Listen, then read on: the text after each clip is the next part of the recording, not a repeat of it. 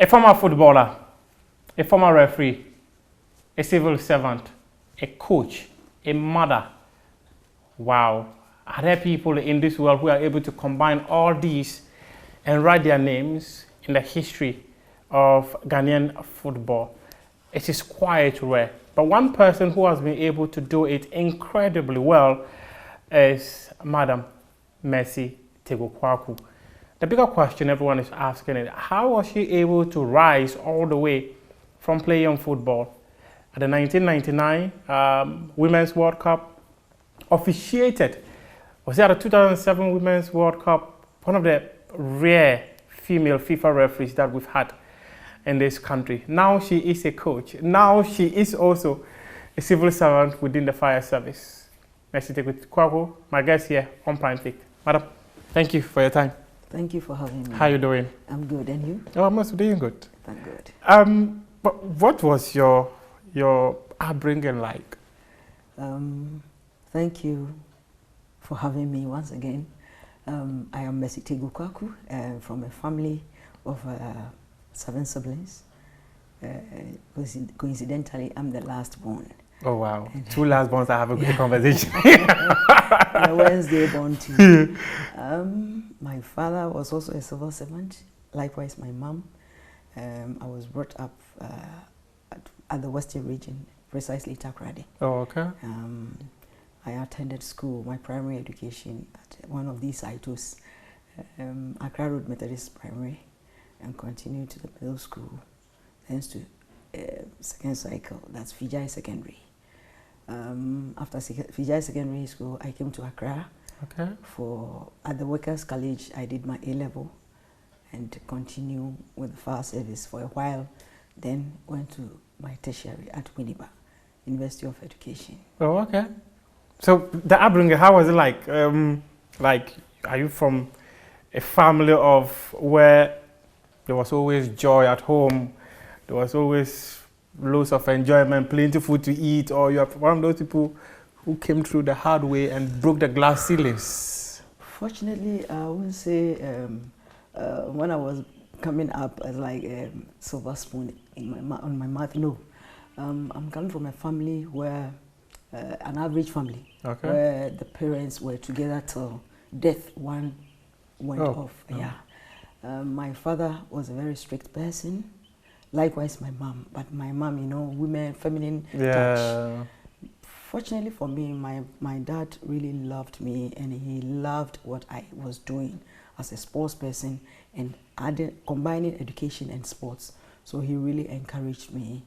And when I was in school, I was doing athletics. I was the Western Regional champion, high jump, jack of all trades. I was then looking for where I'll be the master. I was playing lawn tennis, table tennis, high jump. And as for football, it was a home game that we used to play with the people around my locality. You were playing with the area boys? No, area boys. If you play down, we were living upstairs. Oh, okay. When you get down and my old man meets you down there, you'll be raped. So, fortunately, I'm the last one. I'm right behind about 5 boys.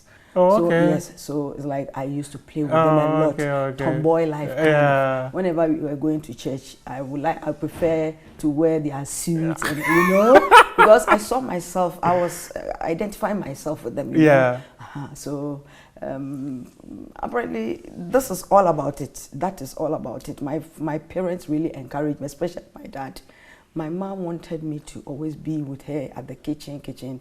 And whenever I go to the kitchen, I realize that my brothers they were playing. Yeah. Why am I at the kitchen? I'm the last person. So I quickly ran out, play with them. My mom would chase me everywhere. She wouldn't get hold of me. My father would ask my mom to allow me, and he was encouraging me. And trust me, that really gave me that booster to continue till where I got to as a football player. How did the sports journey begin? Was it from the school level where you took it a notch higher, or you were just playing with your brothers and then the interest just took over from there? Yeah, it took off when I entered into secondary school, the first cycle. Somewhere along the line, there was something we call interco. Oh, okay. Yeah. Yes. I was very tiny, so I could really run. I started with 400 meters. And along the line, my school teacher, that's the PE teacher, asked me to try my hands on high jump. Is there anything you've not done before in your life? I wonder. So I tried high jump in inter-house, and I was first. So there and then I started training towards the high jump competition that was about to be held. That was interco, during the interco. Okay. After the 400 meters, I went to do the high jump and I was first. So I realized that, yes, this is an area that I can really specialize. So I started on and on and on. In Western region, for a while, I was the champion for a long time, till I came to Accra. Then we had something called regionals. Yeah. Western region represented, I represented Western region and in Greater Accra. And there was something called mobile games. Okay. There were so many games. Was it that? Many years ago. Yeah, it was initially one of these fuel companies called Mobile. Mobile. Okay. Yeah, Mobile. Okay.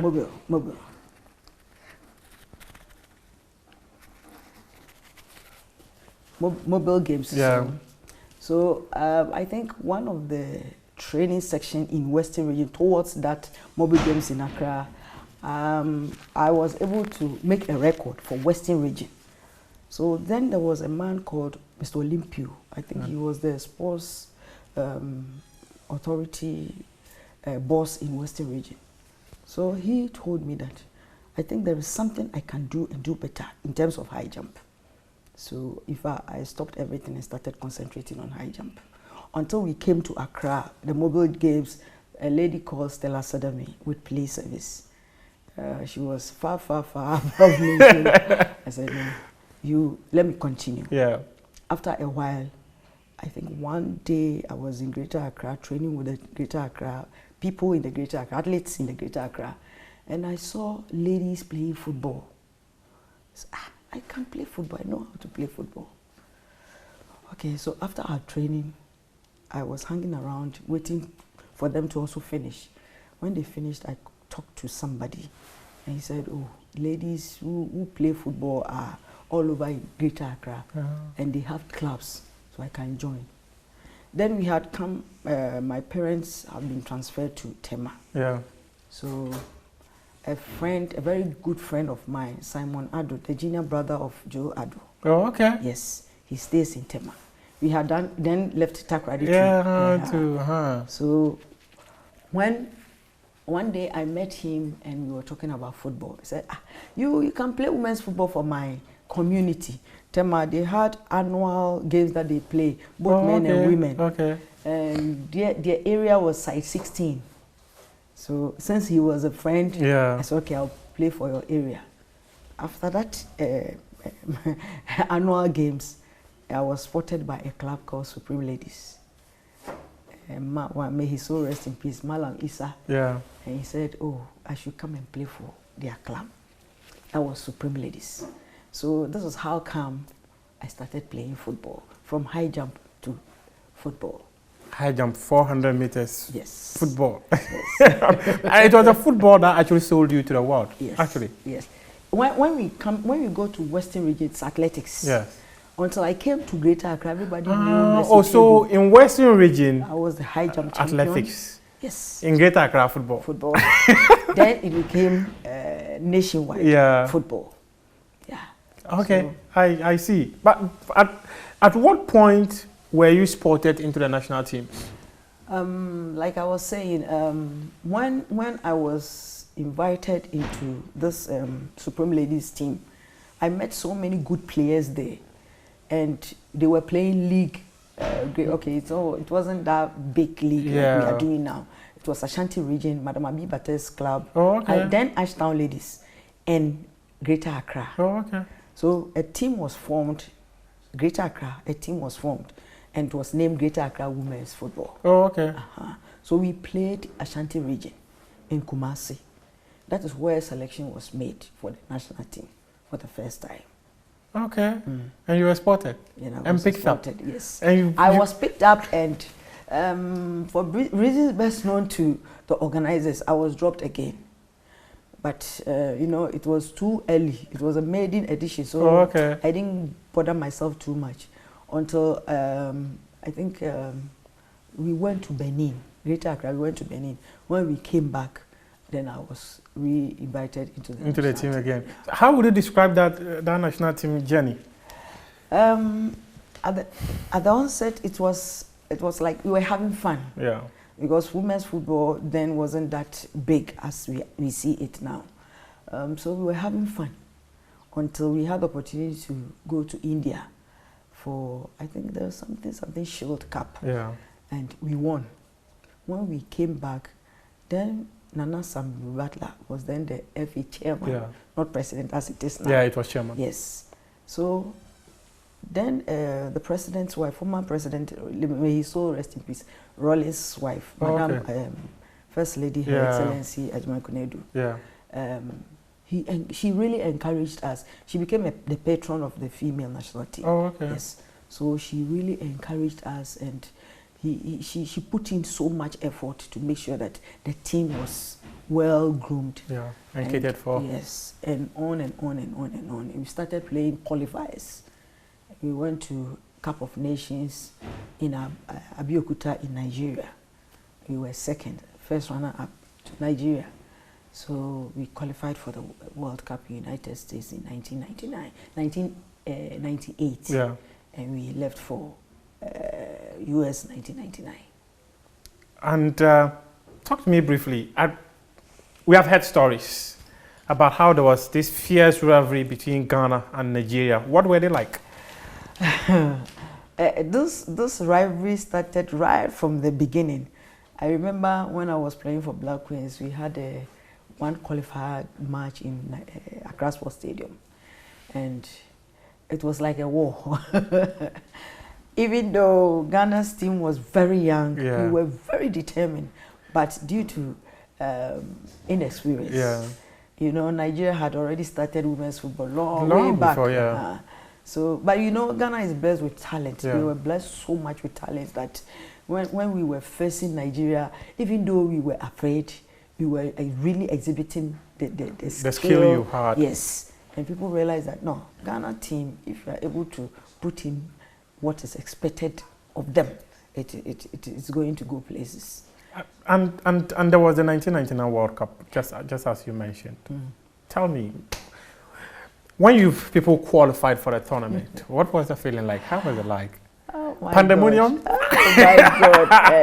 Then MND Jaula, late MND Jaula had taken over as the FA chairman. Yes.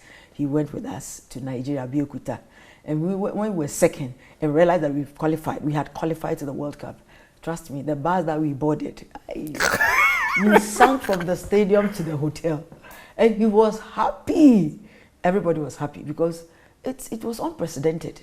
It hadn't happened before. Yeah. And we had even qualified ahead of the Black Stars to the World Cup. Yeah. And the feeling was something that I cannot describe. Yeah, I can't describe. It was a very nice experience. And your teammates, how was camp like? Free for all. I mean, everybody was happy. Unity, love, understanding, that telepathy, everything was fine. Because we were starting, we didn't know the nitty-gritties to be in the national team. I mean, the politics in national team. I mean, there was nothing like that. We were just having fun. We were novice. We were having fun, and it was nice. The fun took you to the US. Yes, I tell you, the fun really. I remember when we got to F. Kennedy Airport.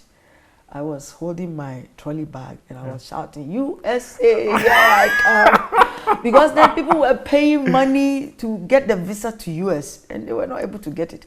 I have gotten it on a silver platter. Oh my God.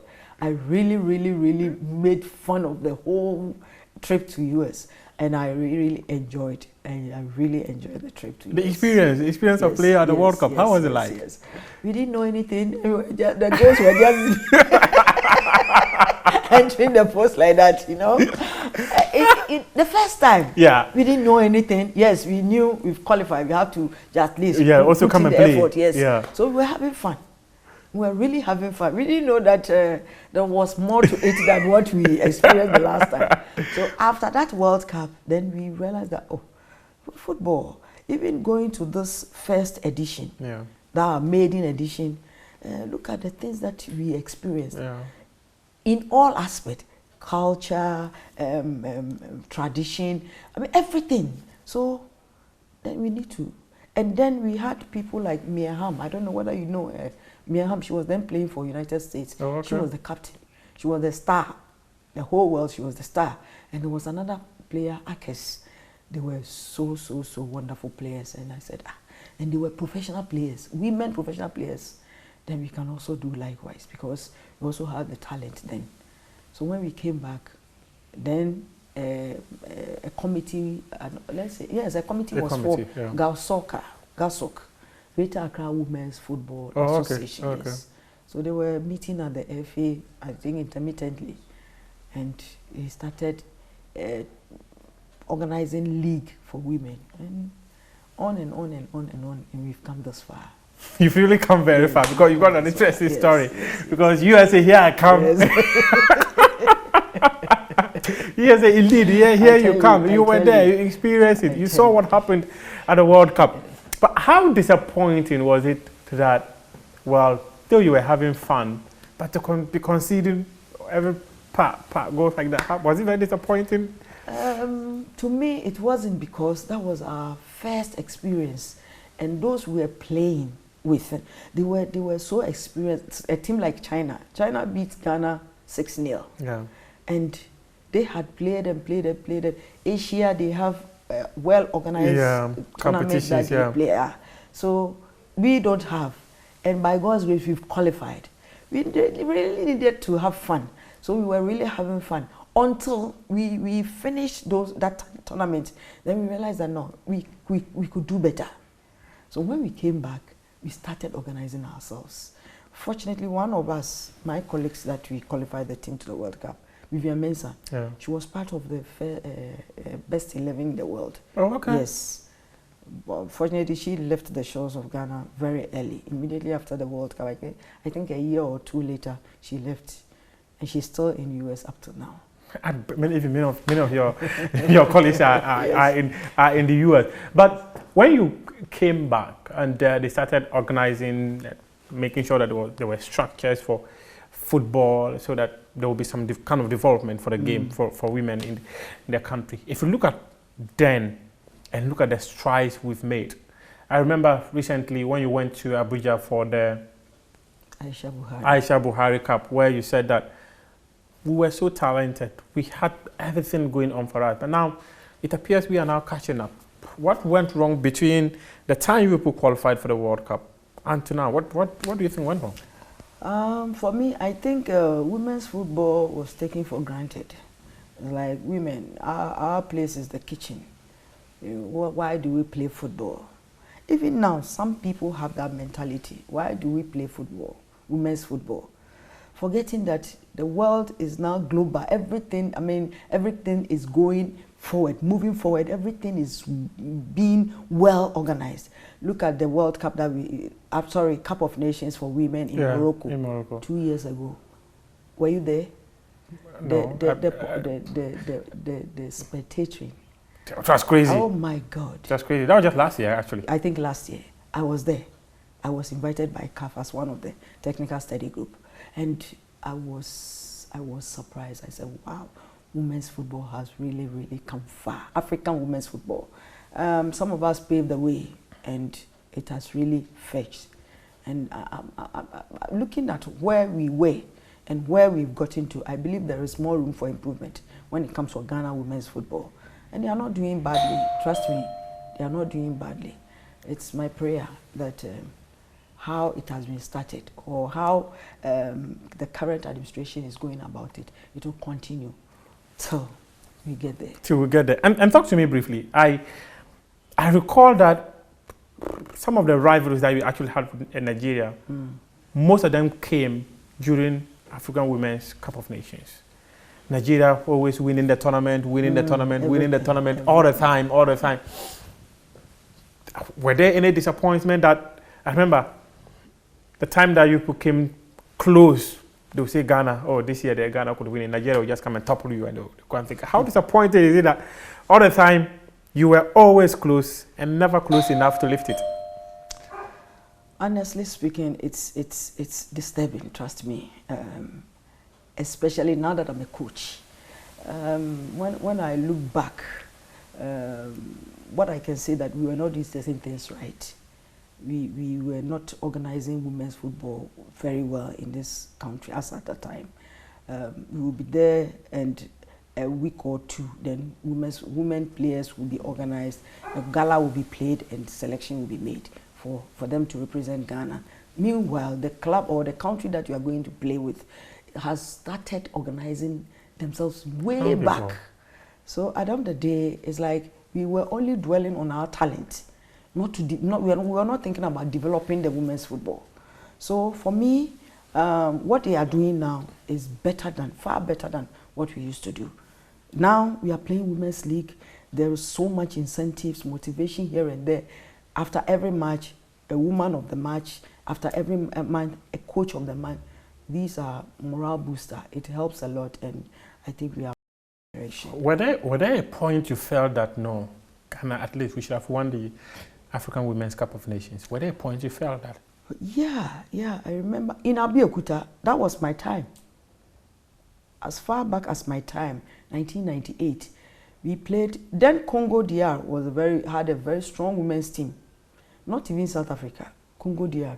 I remember we played them, and they beat us, and we beat them, and we met again in semi-finals, and we went to extra time, and we managed. There was one player called Kakraba, was able to elevate Ghana, so we went to the finals. We played Nigeria almost 90 minutes, and due to one or two things only known by the referee, a penalty was awarded for Nigeria to win, because there should be host and win at all costs. So we were beaten by a penalty. That was okay. So you felt cheated? Very cheated. Trust me. Some of us wept and wept and wept. But you know, it's like sugar in your hands that poured into sand. You can never recollect them. So, and there was nothing we could do. So when you beat them back in 2018, how did you feel? the Waffle Cup of Nations. I tell you, it was my prayer, especially when I became a coach for the national team. It was my main aim or objective was to beat Nigeria, hands down, so that it would look as if we had played. Now I'm a coach. Doesn't mean I didn't learn anything from. Since I took over as a coach of the Black Queens, I think Nigeria has beaten me only once. That was during the qualifier. Yeah. They beat us in Abuja. Yes. I said, okay, it's only a fool who will sit down to be beaten twice. So when we met them in Ghana, we by hook or crook we beat them. Yeah. But unfortunately, the goals were not enough. Goals, yes, weren't enough, and I beat them in Wafu, Zombie, and I beat them home return leg for the qualifier. But the goals weren't enough to propel us to the tournament. And it was even a tough draw for Ghana, considering the fact that two of the best nations, in the zone had to meet, and one of them would not qualify. It's not the best. The zonal thing that they've invented is not the best. Trust me. You are eliminating some of the good countries, footballing countries, and you are not showcasing your talents in the continent. It isn't the best. I'll come back to the coaching career, but let's talk about, at what point did you decide that you were going to be a referee? All my life, I plan ahead. I love football so much. So everything about football, I made sure that I needed to get myself involved. You need strength to run. Yeah. You need strength to kick. It will get to a time, the soul indeed will be willing, but the flesh will not allow you. Yeah. So when I was playing, I said, okay, as for the playing, I said, okay, there will be a time I need to be a mother, start producing my kids. So I planned my life in such a way that at a particular point in time, in my age, I said, okay, after the World Cup, let me quit. Then I had done my lines referee courses. Okay. I was then class 2 referee. But I was not. So before you quit football, yes, you were already into refereeing? Yes. But I was not officiating women's football. I was doing Colts and Division 3 and Division 2. So as soon as I finished in the football career, I quickly wrote a letter, official letter to the RAG. Then RAG. Now we don't have any RAG. Yeah. So Ghana for Referees Association of Ghana. Yeah. I wrote to them that I'm no more playing. I want to concentrate on my referee. So officially, they welcomed me. And I started giving matches. I was giving matches Division 2 and 1, Division 2 and 1. Later on, I was invited into FIFA refereeing competition. You need to pass that test before you become a FIFA referee. Coincidentally, it met with my officiating in the Premiership. Oh, okay. I had my FIFA badge at the same time. The year that I had, it was the year I started officiating the Men's Premier League. So, in the nutshell, this is what happened. But why referee in the first place? I love football. Looking at the standard in which I was then, I said, let me continue from referee. Along the line, I believe there are other ways, avenues that I was looking at. Yeah. But then, one at a time. I love football. I can read and write. I have the physique. I have what it takes to be a referee. I understood the laws of the game. And, so, excuse me, I'm a level-headed person. I could judge within a short or a twinkle of an eye. Why not? So, I was enticed by a lady called Christina Tete. Okay. I don't know whether you know her. Yeah. She was a FIFA referee, a very smallish woman. She came to Tema to officiate Kotoko and Afienya. Then we had Afienya United in Tema. That team was in Premier. And there was this guy, Jimai Dia, a very thick, tall player. And when you look at the player and that woman, a FIFA referee in that match, and the way she was instructing the players and conducting herself on the pitch, I said, it was a delight to watch. So you wanted to control? I said, no, not really, not a matter of controlling, but, you know, referee is an act. And the way she was going about it, I did art in school. And, you know, art is in such a way that when you do things and it's accordingly, yeah. I mean, it's There's nice. joy in it. Yeah, yes, so much. And after the game, everybody was applauding this woman. So I went to her and said, Madam, I also want to be a referee. I love to see myself doing what you were doing. Yeah. So you have what it takes to be a referee. So I will talk to one late Rockefeller Mensah. Okay. He was an assistant referee, FIFA referee. He was in Tema, a naval officer. So she introduced me to her, and I spoke to him. Introduced me to him, and I spoke to him, and he said I should write an application, and I wrote it. And it was Sunday. I sent the letter on Monday. Friday, they normally had their meetings on Fridays. So I attended their meeting. I was introduced to the house, and I started training with them on Saturday. And they started coaching me gradually. So I went to write class 3. I passed, and I started officiating boys' courts, on and on and on. Gradually, I wrote class 3. After 3 years, I wrote class 3. Then I was still playing. I wrote class 2. I passed. So then it was left with assessment. Yeah. Being promoted to class 1. For a while, I was in Black Queen's camp. So I think there was a time I was in camp when there was a game between Dewu and The youngsters? Dewu youngsters and a particular team I've forgotten. Dewu then was in Division 2. That was my assessment. They were to assess me in that game. Oh, okay. So I was called, and I asked permission from Coach Afrani, and I came. The late Coach Afrani. Yeah. Coach Afrani. Coach is in So I came. I went to Dewu to officiate. It was nice, and I passed. The assessor passed me. Immediately after the World Cup, I was promoted to Premier and the FIFA. So, as I was officiating as a FIFA referee, I realized that FIFA refereeing wasn't for riffraffs, excuse my language. Yeah. It wasn't for riffraffs. You need to read, understand the laws of the game, and implement them within a split of a second. So I realized that I really needed to learn and read a lot. So I was really reading and learning at the same time.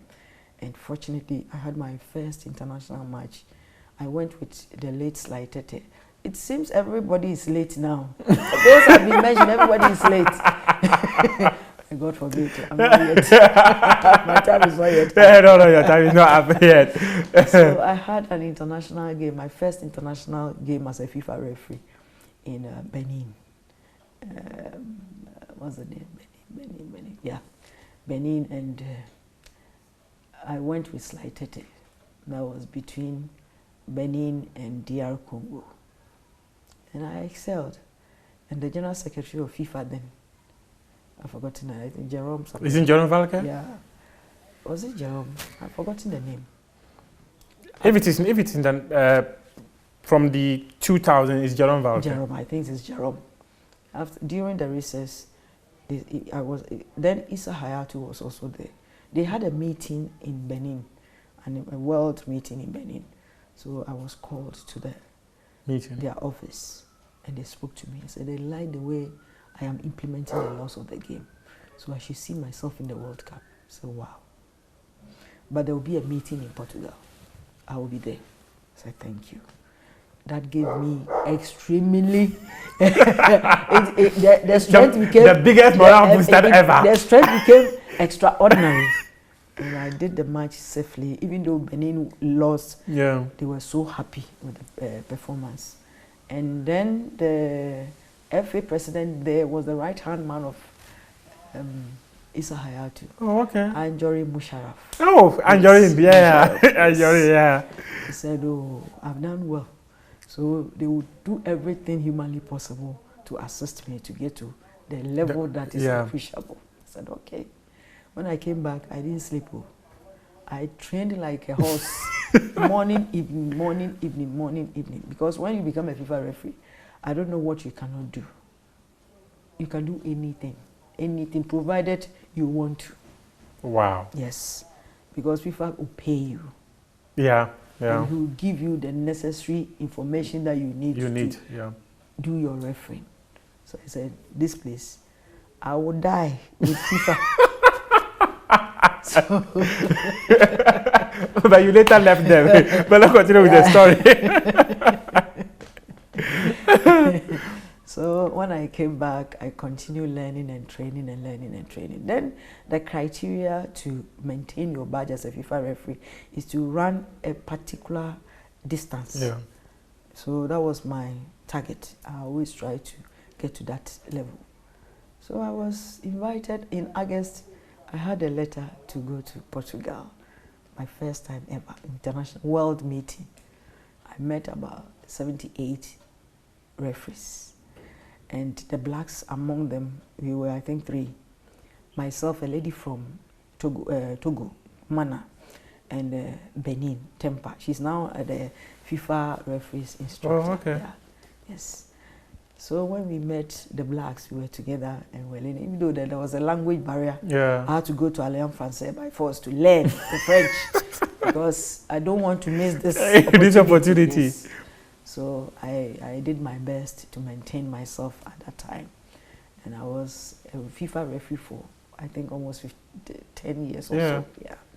From 2005 to, I think, 2013. Yeah. So how was it like? How was it like being invited to that world level? You felt you have arrived.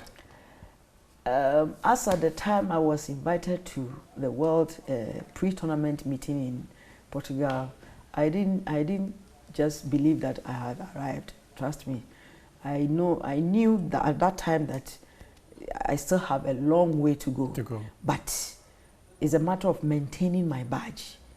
I need to train and train hard to be able to pass the fitness test. The fitness test, if you are able to pass it, it means you are still maintaining your badge. Yeah. So I was trained to make sure that I maintain my badge and also learn to abreast with the laws of the game. Because there was every now and then there was amendments going on. Yeah, and even now it's still happening. Yes. Now so much. The laws of the game, they keep changing. Yes. They keep changing. So yes, with the world is dynamic. Do you follow the laws? Oh, once a while, not really. Not really. You're giving them a break. Yes, I have. I've paid my quota, so the rest should continue.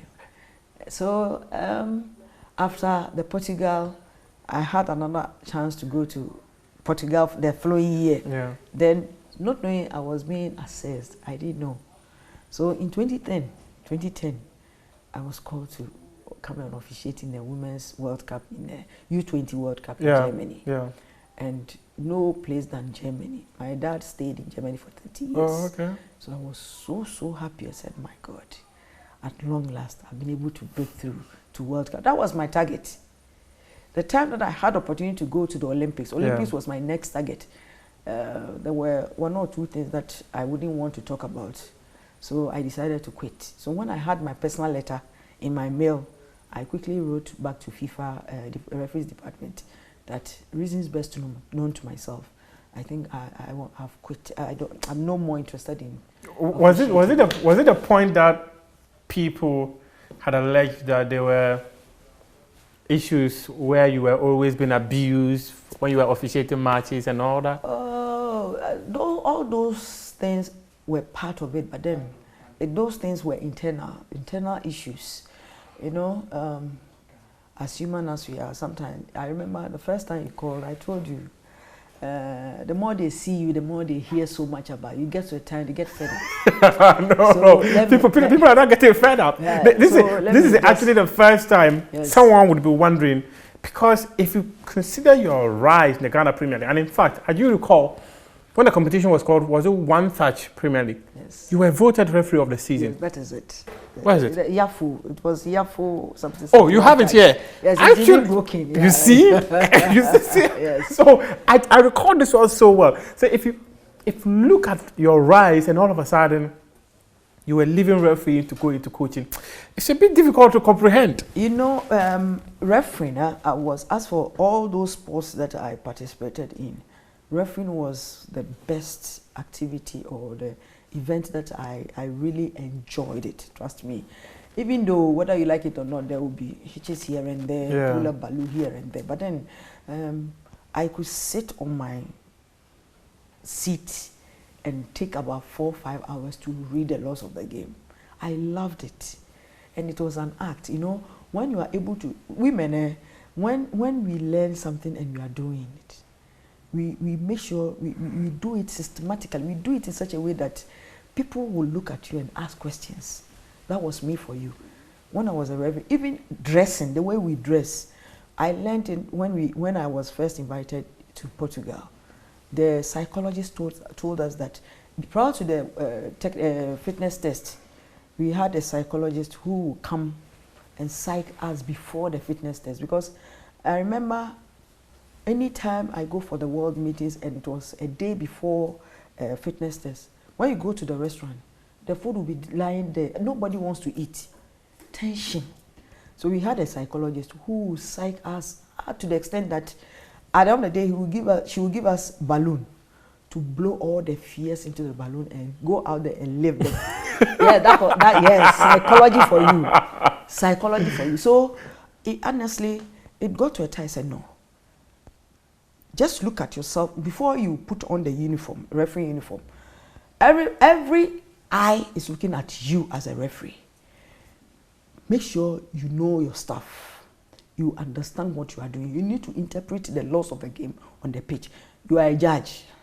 Within a split of a second, you need to take a decision. Remember, people have spent so much money to prepare their teams to play this game. And everybody is coming with a mentality of winning, winning, winning. So if you are not able to do things right, it will affect you as an individual. It's not about the referees association, it's you as an individual. Because you are going to, you are many, you'll be trained. But when it is your time to officiate, you are, even the assistants, nobody is looking at them. It's you in the middle. You are human. You need to make mistakes so that you will learn from the mistakes. But let your mistakes be very minimal and do things that people will appreciate. So I adapted a strategy. I make sure that I use the mirror a lot. I stand in the mirror, I make sure I dress properly. Dressing, there is something, even the security services. When you see a security personnel in a uniform, well dressed, how do you feel? You admire and appreciate the person so much. Even though he or she has not done anything, just dressed up and going to work. That is refereeing for you. When I dress and I look at myself in the mirror, I say, yes, even when I make a mistake, it should be a new style. And that's exactly what I did. Yes, of course, you are human. No, it's not everybody who appreciates what you do. And it's normal, you need to accept it. But what I went there to learn, I said, I'm coming to implement it here, and it will work. Whenever I go to Kumasi Sports Stadium to officiate, I feel so comfortable, and I felt myself whenever I was officiating Kotoko match. They know how to play then, not now. Yeah. Then, please forgive me. Oh yeah, I understand. And everyone talks it. Everyone talks about it. How Kotoko were good those days, and in fact, even as young as I do recall watching Kotoko matches from say 2003 all the way till date. And that's how I became a Kotoko fan, actually. Yes. So they play some delectable football. Exactly. Not the current football that we watch. Even the Latter-day Saints, the Harrison Afro, Michael Akufu, Samuel Nku. That group, that Latter-day Saints. Oh my God. So, you know, I learned something from refereeing. I didn't let it go. I didn't just go there and listen and come and do my own thing here. I went there to listen, learn, and implemented it here. That is why it gave me all these stuff. Yeah, because I just saw it. In fact, I'll just mention I didn't even see it actually. It's been broken. It's referee of the season. I didn't see it actually. I didn't see it. So within the days you were officiating, based on what you're saying, that sometimes you cannot be perfect all the time. There are times that you will make mistakes. Yeah. You made mistakes along the line, right? Yeah, I did. I'm a human. I'm not a saint. I'm human. I made a lot of mistakes. Just that how I carried myself, even sometimes my mistakes, people see it to be a new style. So were you misjudged with all your mistakes? Oh, yes. Why not? Yes. I remember I went to Takoradi, second day to officiate Hazakes and Kotoko. I took a penalty for Hazakes. It was a penalty. Honestly, it was a penalty. But I should have hesitated a little. But the mere fact that the player touched the ball in the penalty, I quickly picked it. I should have waited for a while because there was incident that had already happened. That you allowed. And I made sure that I took every copy of the game that I officiated that time. So when I come back home, I replay and see where I made mistakes. You can correct. Yes, so that the next match that I attended, I made sure I corrected mistakes. But no matter how well you correct your mistakes, there will always be mistakes. But it should be very minimal. Those deliberate mistakes I needed to avoid them. So I was trying my best to avoid all those. So along the line, how did you feel when announced came out with it, expose that many of the people, I'm sure some of them you had officiated with along the line, how did you feel that refereeing was brought to its knees like that? How did you feel? This announced expose, it's painful, trust me. It's formally, whenever I talk about this, I become so emotional, trust me, because it could have happened to anybody, trust me. Here is the case, I'll finish officiating. Along the way, I'm going to board a car and team official says, oh, Mercy, take 20 cedis for transport.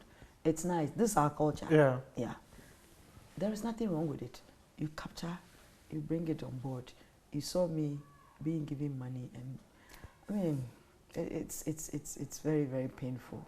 It's very painful. Nobody is a saint. Trust me, nobody is a saint. It's unfortunate.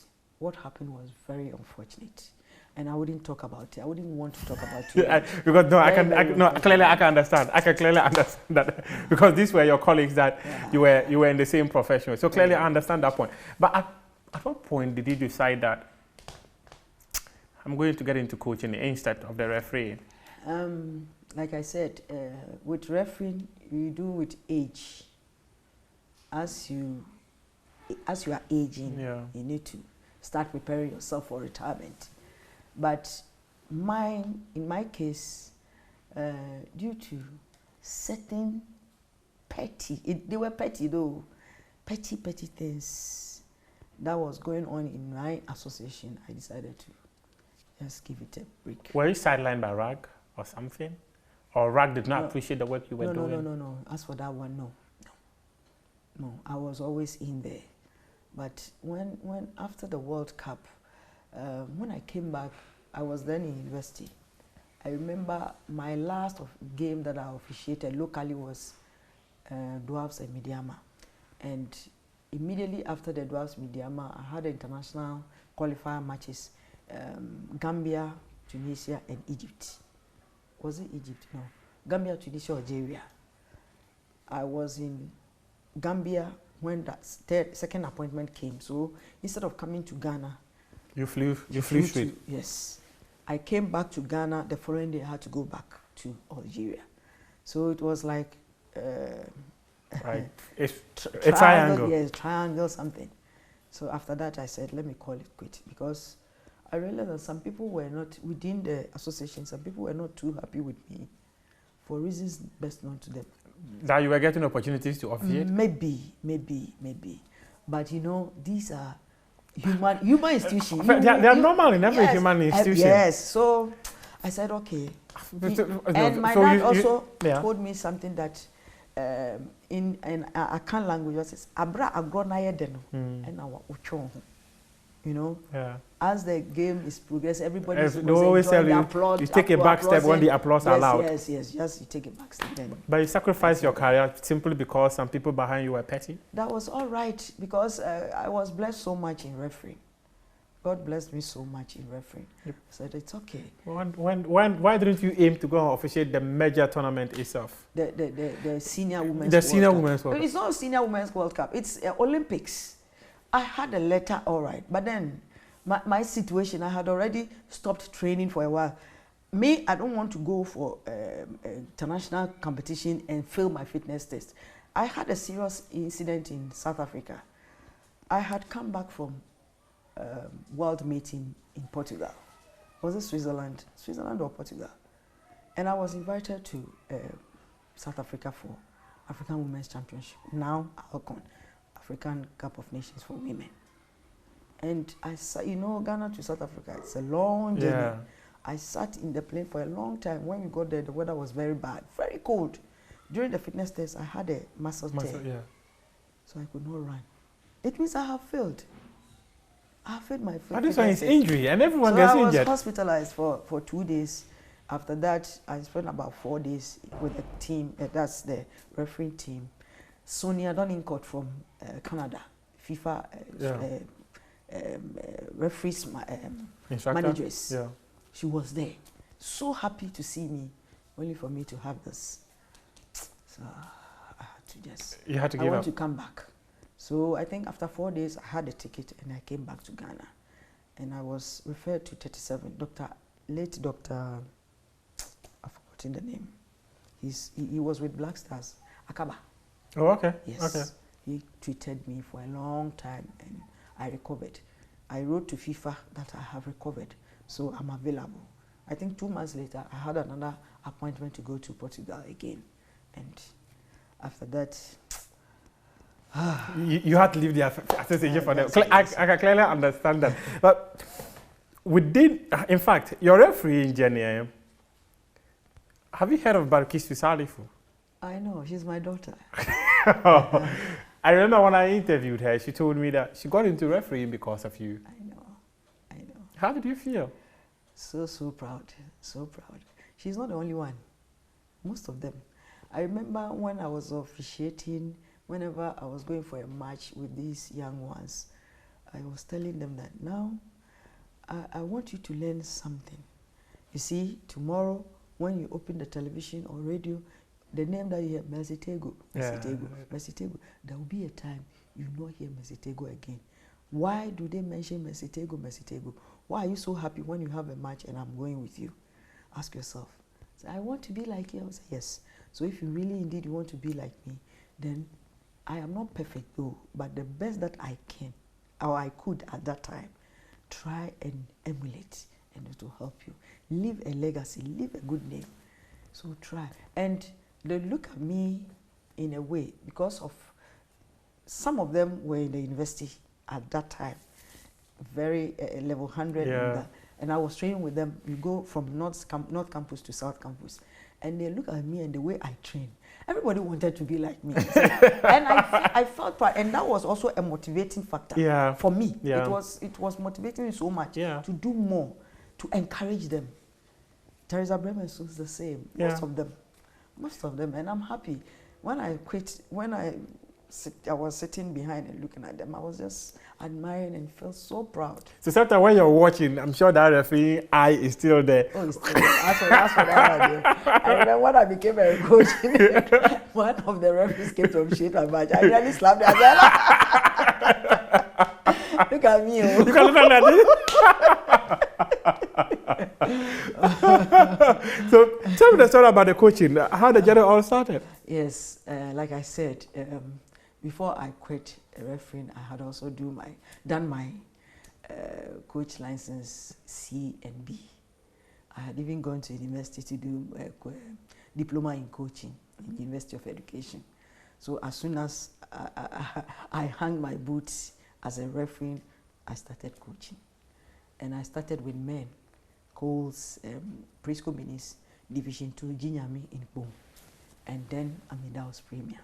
Yeah, I remember the Amidao story. When you were appointed Amidao's coach, you were like, hey, Mercy Tagoe-Quarcoo, appointed Amidao's coach. It was quite rare to have women coaching men's team, and you did that. How was it feeling like when you were handed that opportunity?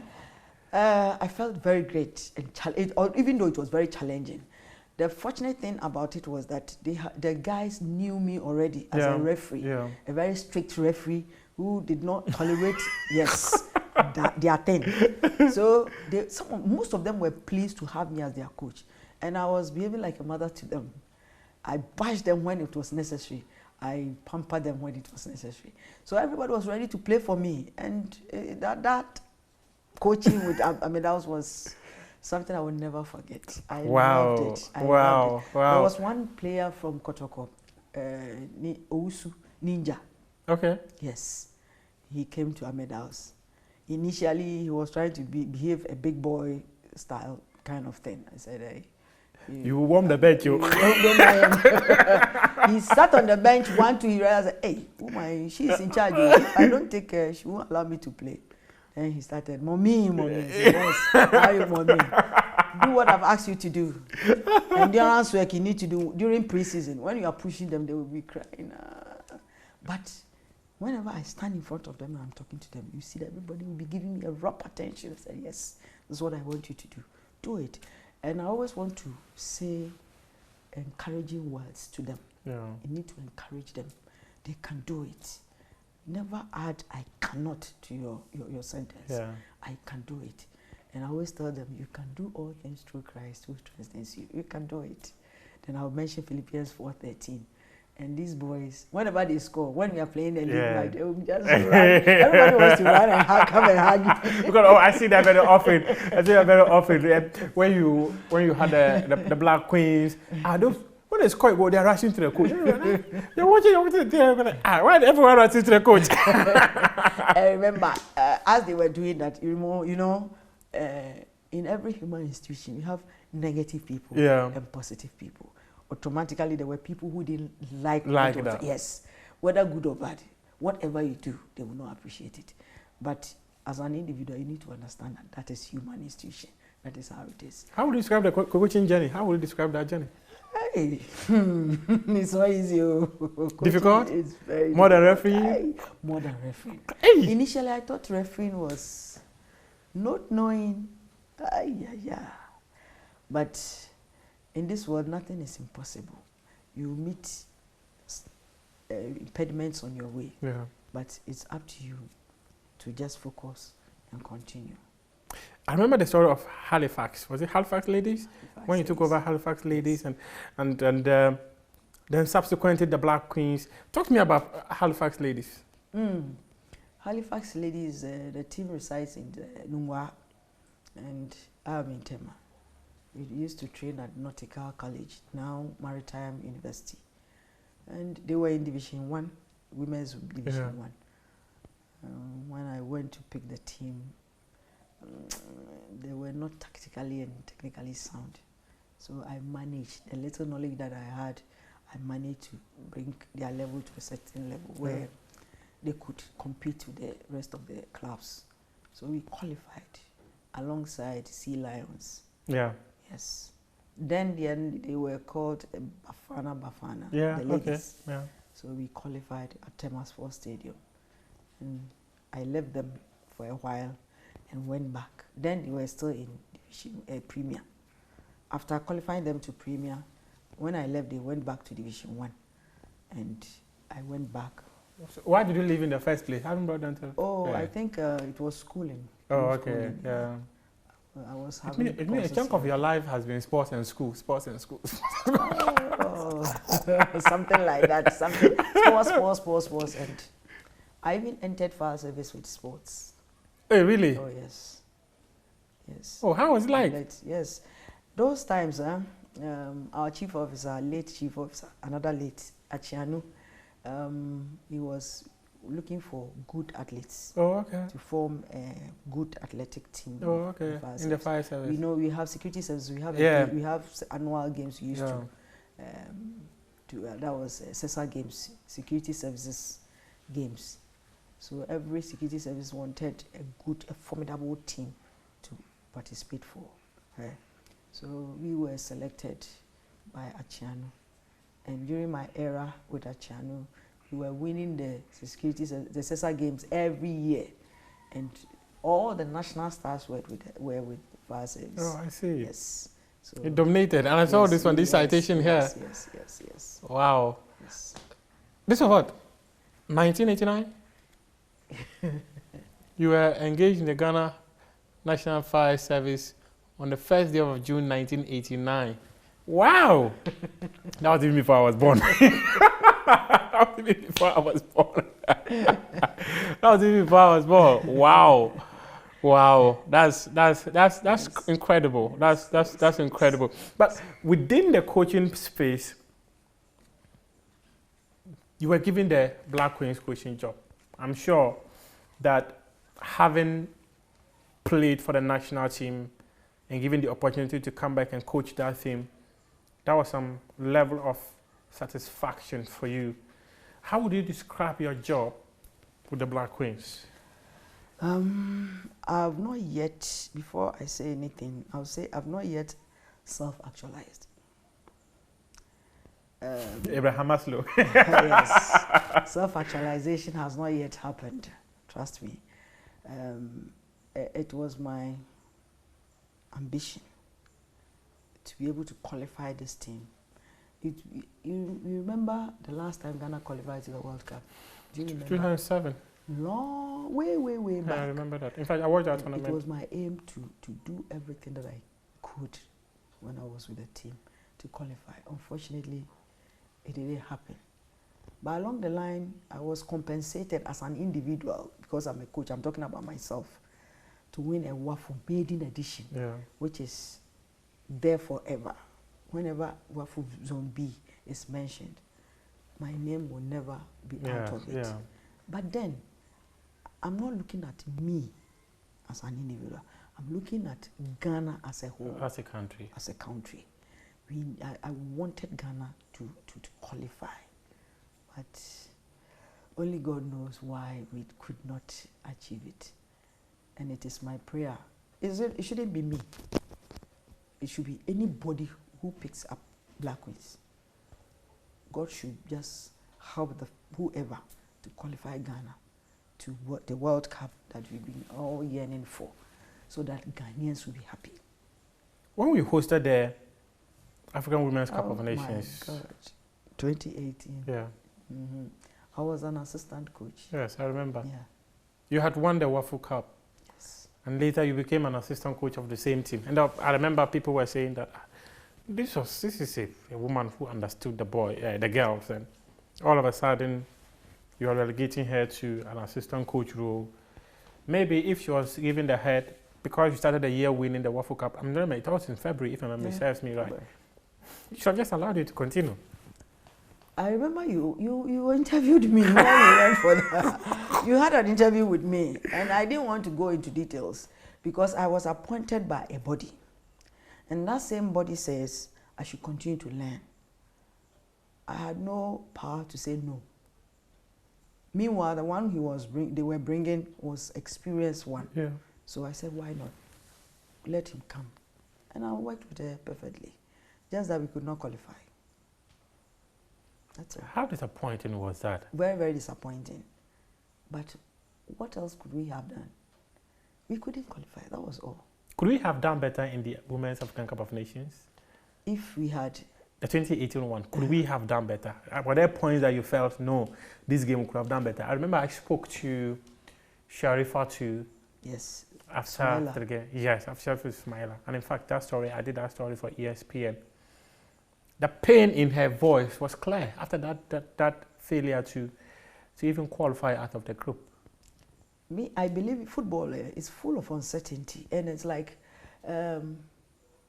luck also plays a big role. People don't believe that, but I believe luck, it plays a big role in football.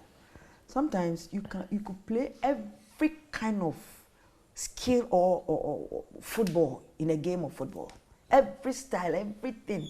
You will do everything perfect. By the end of the day, you will lose. So we're not lucky? To me, especially against Mali. Yeah. Why didn't we win that match? The question was, why? Prior to the tournament, our last international training match, we played against South Africa. We beat them in Accra Sports Stadium. I was there. Yes, you were there. The game that we played, was it different from what we played during the tournament? Why didn't we win that match? It's something. I remember Elizabeth Amapele was telling me that, have you seen that we've beaten South Africa? We win the tournament. We all believe that we could do something better. So what happened? If you ask me, I can't tell you what happened. Trust me, I can't. So even in your technical report, you couldn't pinpoint. I didn't write a technical report. Okay, I mean the technical team. Okay, so your head coach that put together the technical report. Okay, so let me just wrap up. At what point in your coaching career would you say you've self-actualized? Since you said you've not self-actualized. At what point would you say that I have self-actualized? Yes, that point is when if I had been able to qualify Ghana to the World Cup, I would then say yes. First woman to coach Black Queens.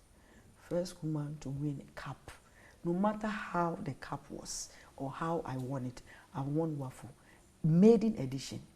First woman to do that. First woman to coach Black Queens to qualify to the World Cup. It's never come to pass. Is this still an ambition? Yes, it is. Yes, it is. If I get the opportunity again, I'll do everything that I can to make sure that we qualify. Let me further the conversation. In all this we've been talking, there's one critical aspect of you that I've not spoken about, which is family. How were you able to combine family, a mother, a wife, and still achieve all these things that you did in life? In the nutshell, just a one word, a supporting husband, a technical study group. And I left my family to Kumasi for 2.5 weeks. Before I left, I took I think 20 days from the office, just some proportionate leave. Went to do this assignment. When I came back, I realized I have some days. Fortunately, my husband is also tired, so he's also at home. You met me at home, right? So I make sure that when I don't have anything to do, I try to balance and strike the difference. So I want to have enough time for the man who has supported me to make me who I am today. What kind of a man is he? What kind of a man is he? He's a wonderful man. Accommodating, loving. This man, I think he's a heavenly sent man for me. Trust me. We've been married for the past 25 years, and I don't know what I would say. And I think your major achievements are within this period. Yeah. Yeah. Yes. Wow. Yes. Wow. Sake of him, these kids call me mommy. The pride of being a mother. Even in your absence, he's always there. Yes. I can imagine that. Yes. Madam Mercy, thank you very much. You're welcome. We appreciate your time. Thank Thanks you. for opening your doors Thank for you. us to Thank you. have a conversation. It's been quite quite educative, very informative, and also a learning curve. I've just seen one of your pictures too here. This was when you were playing street football or what? Yeah, those black queens. See, there's a quarter pack. See, there's a quarter pack.